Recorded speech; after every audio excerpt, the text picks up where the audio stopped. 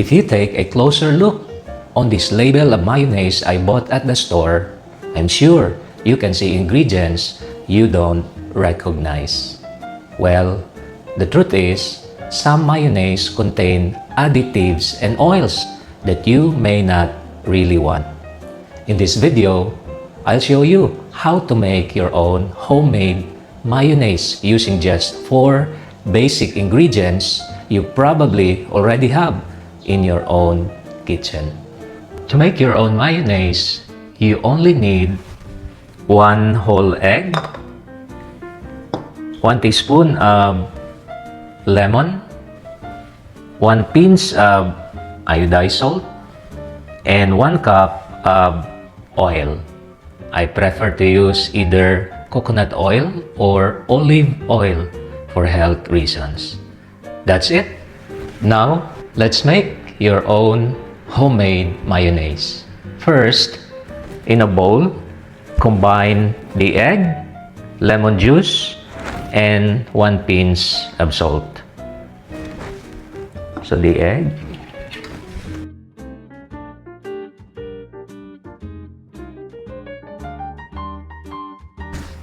one teaspoon of lemon, 1 pinch of iodized salt. Whisk them together until well blended. So I am using this hand whisk, but later on I'll use the electric whisk for blending with the oil.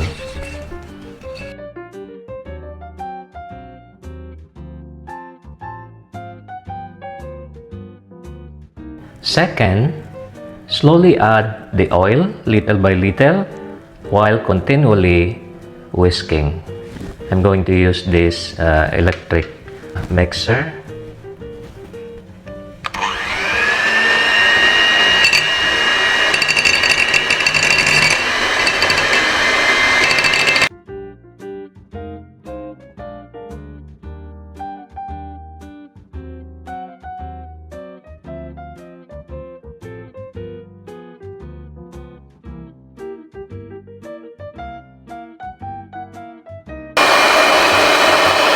This step is very important. Adding the oil gradually helps the mixture emulsify and become thick and creamy.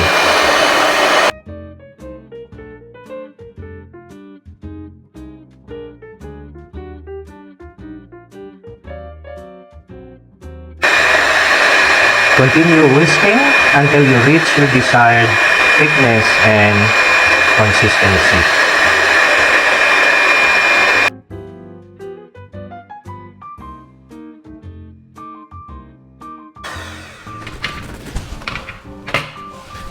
Let's see.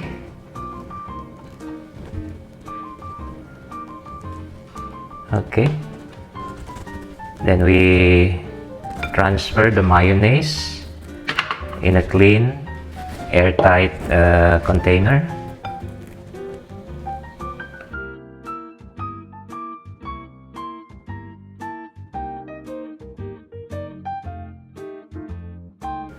So your homemade mayonnaise is ready.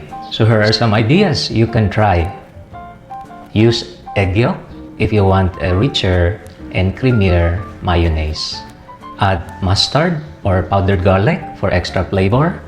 Add a little sugar or honey if you prefer a slightly sweet taste. That's it. If you find this video helpful, don't forget to like and subscribe to my channel. Thank you very much and God bless. In our family, especially my boys, bread is never complete without peanut butter and strawberry jam.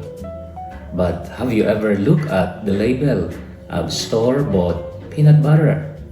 Sometimes it contains added stabilizers, excess sugars, and oils you may not really need. Today, I'll show you how to make your own peanut butter at home using just 2 simple ingredients. And stay with me until the end because I'll also show you how to turn this plain peanut butter into a rich and smooth chocolate peanut butter. Yes, just like your favorite store-bought brand. Basically, peanut butter is simply roasted peanuts ground into a smooth paste. The additional ingredients just enhance flavor, improve texture, and add nutritional value. So what are the ingredients? Let's start with the plain peanut butter. 300 grams roasted peanuts and 2 pinches of iodized salt. These are the 2 basic ingredients.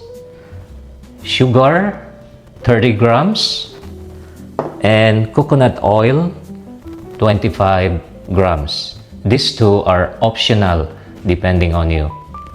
Now, let's go to the procedure. Step 1, roasting. Roast the peanuts in an oven or pan until golden brown.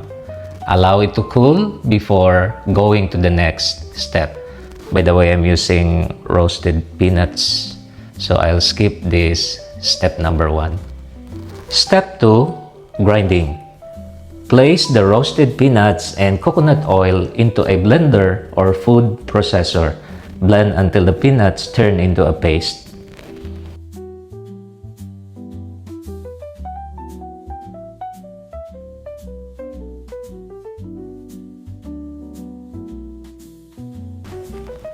Blend.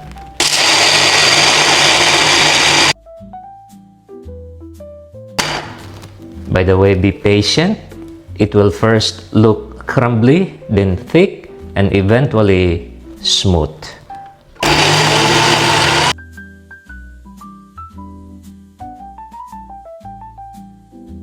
We'll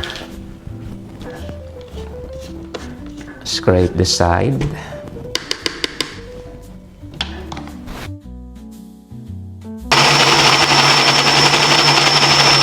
I think we can put the sugar and the salt now. Look at that, it's already a paste.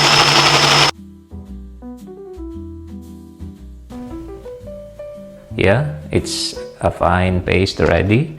So we'll put the sugar. By the way, I'm using organic palm sugar. And then the salt. And blend it again until the sugar and the salt are blended with the paste. Now you have your own homemade peanut butter. Look at how smooth the texture is now. Transfer it, or you can transfer it in a clean, airtight container. But for us, let's continue. Let's use this peanut butter to make chocolate peanut butter. For the chocolate peanut butter, you add your melted dark chocolate, 200 grams, to the peanut butter. I pre-melted this dark chocolate. And then sugar, 30 grams. And then cocoa powder, 25 grams. Then blend it in order to mix the additional ingredients.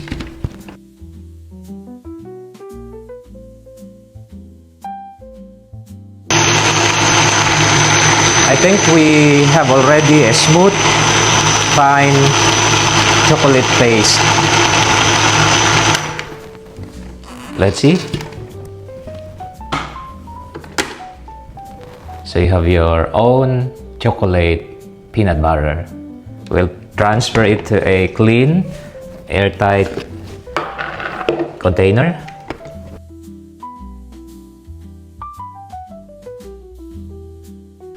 So your chocolate peanut butter is ready. You can adjust this recipe depending on your preference in terms of sweetness, creaminess, and chocolatey taste of your peanut butter and chocolate peanut butter. So that's how simple it is to make your own peanut butter. If you find this tutorial helpful, please don't forget to like and subscribe to my channel, Homemade Processed Foods. See you in my next video. Thank you and God bless.